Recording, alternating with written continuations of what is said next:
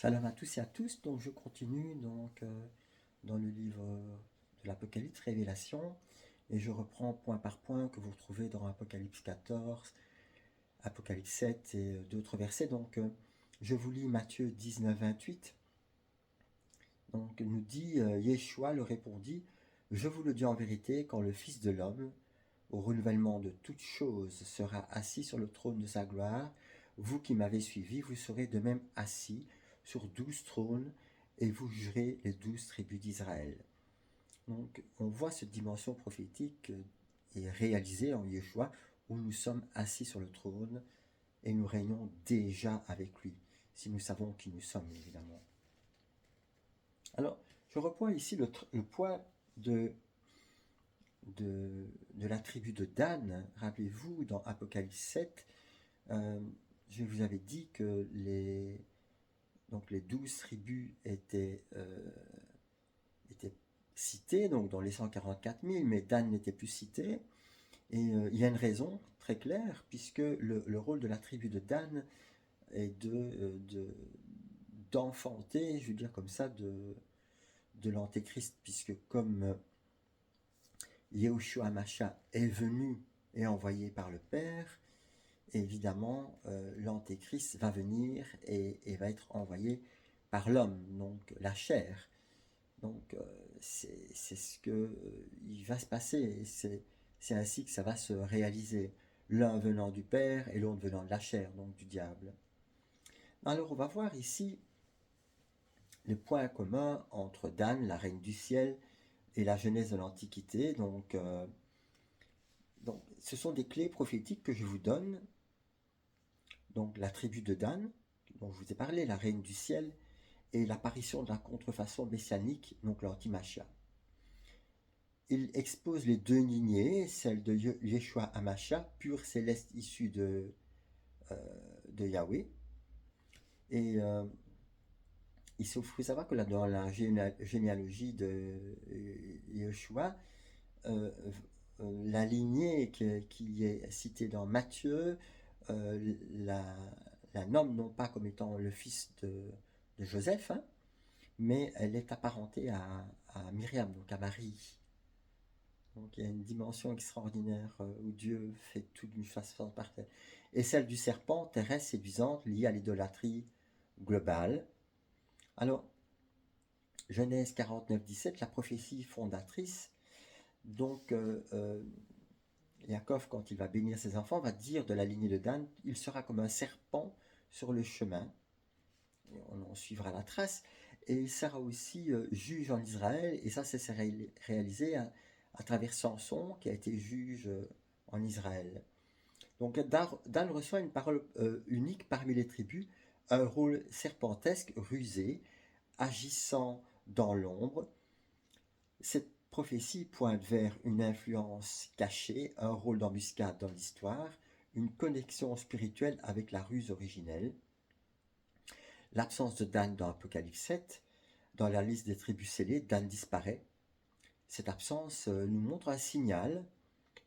Dan n'appartient pas au reste de la terre qui a été purifiée. Il a chuté dans l'idolâtrie, Juge 18. Il devient associé au nord, région du mystère prophétique, Ézéchiel 38. Donc les 10 tribus dispersées dans le nord. Et là aussi, j'ai écrit un livre que vous pouvez retrouver, donc Sortez du milieu 2. Et il a été édité de plusieurs façons, mais vous le trouvez aussi dans un livre papier. C'est bien structuré. Si vous voulez l'acheter, vous tapez un livre papier et vous tapez le titre, donc qui est Sortez du milieu de mon peuple. Et alors Roméo prophète. Donc ici, je reviens donc sur la tribu de Dan. Et pourquoi? Parce qu'elle est dispersée dans le nord, et on revoit d'ailleurs tout ce chemin parmi toutes les familles royales. Par exemple Dan, Danemark, et ainsi de suite. Et on sait que vers le nord, elle a traversé l'Europe en se mêlant d'une façon ou d'une autre aux nations. Donc cette dispersion prépare une lignée mêlée, un terrain pour un futur leader hybride. Rappelez-vous les trois couronnes que certains hauts dignitaires religieux portent. J'avais déjà soulevé le point, donc la couronne spirituelle, religieuse, hein, prêtre ou grand prêtre, la couronne aussi de royale, donc leader politique, donc, et aussi la troisième couronne militaire. C'est pour ça qu'on retrouve d'ailleurs ces trois couronnes sur le pape, sur le pope, etc. etc. Alors, il est aussi lié à la reine du ciel, qui est une puissance spirituelle idolâtre dénoncée par Yahweh, séduction des peuples, rite païen, confusion entre lumière et ténèbres. Influence sur les royaumes humains. La reine du ciel a marqué Babylone, les empires antiques, la monarchie païenne et les monarchies païennes, les religions mystico-politiques. Elle enfante donc une fausse lumière, une puissance politique qui semble bonne, noble, belle, mais en fait elle vient du mensonge.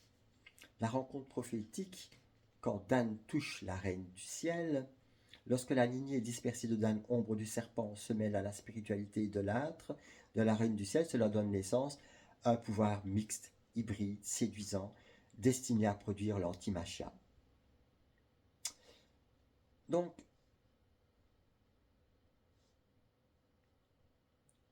je continue, donc,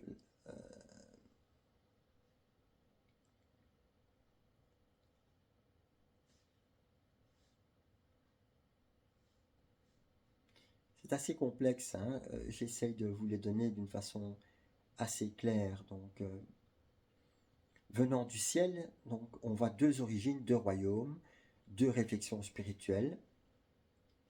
Yeshua, celui qui vient du ciel, envoyé par Yahweh, Yeshua l'affirmait lui-même, il n'est pas né de la volonté de la chair, de la volonté de l'homme, mais envoyé par le Père. Je suis descendu du ciel, Yeshua va nous dire, il est ben Yahweh manifesté dans la chair, son origine est céleste, préexistante, divine, rejetée par les hommes. Malgré sa venue depuis le ciel, Yeshua a dit, je suis venu au nom de mon Père, et vous ne me recevez pas. Un autre viendra en son propre nom, et vous le recevrez. Yohanan, donc Jean 5, 43.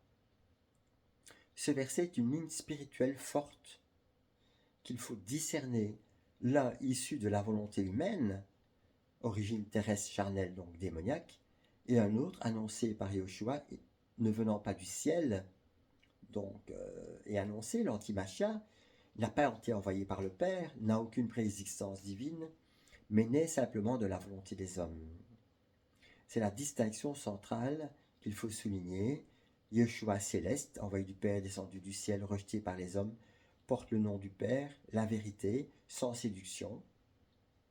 Et l'autre, terrestre, produit du monde, né de la chair, reçu et honoré par les hommes, viendra en son propre nom et produira cette séduction qui va réunir en fait les religions, les trois religions mondiales, que l'on va dire abrahamiques, hein, d'Abraham, et qui va faire que ce sera un machia tout préparé. Voilà.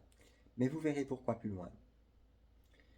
Et pourquoi Yeshua dit vous le recevrez? Parce que l'humanité préfère ce qui vient d'elle plutôt que ce qui vient du ciel. Elle préfère le visible, le spirituel. Elle honore la chair plutôt que l'esprit.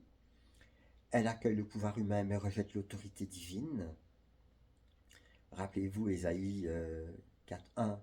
Cette femme diront nous n'avons pas besoin que tu nous habilles, nous n'avons pas besoin que tu nous nourrisses, nous avons juste besoin de porter ton nom et lave notre honte. C'est cette grande Diane, cette Astarté, ce Diana, cette Marie céleste, cette église apostate qui se met en place.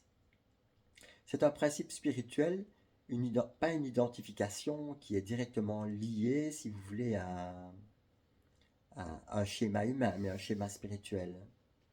Alors,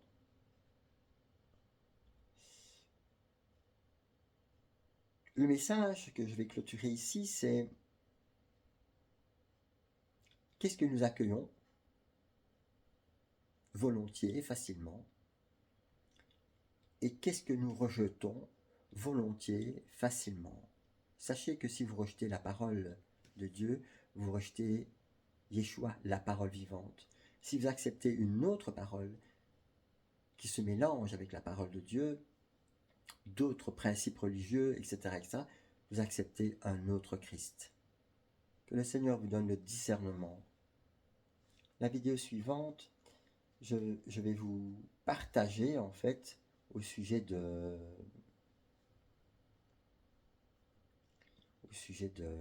toujours ces points qui sont importants, le Fils de l'homme et la Reine du ciel. Shalom à tous.